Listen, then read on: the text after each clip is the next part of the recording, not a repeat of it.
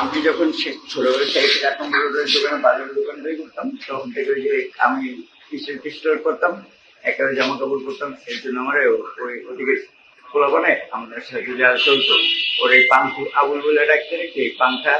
তোর নামে এত মাদক মামলা, মারামারি মামলা, চিন্তা মামলা কেন এগুলা? স্যার আমার নামে চিন্তে কোনো এলাকায় দেখবেন রেকর্ড নেই, আমি মাদক জিনিসটাই আর কি জড়াই গেছি।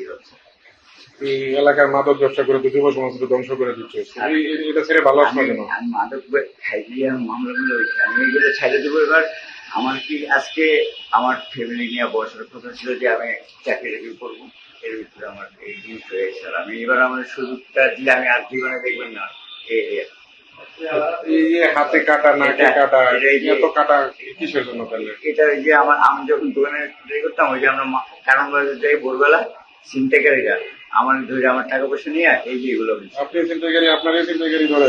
আমি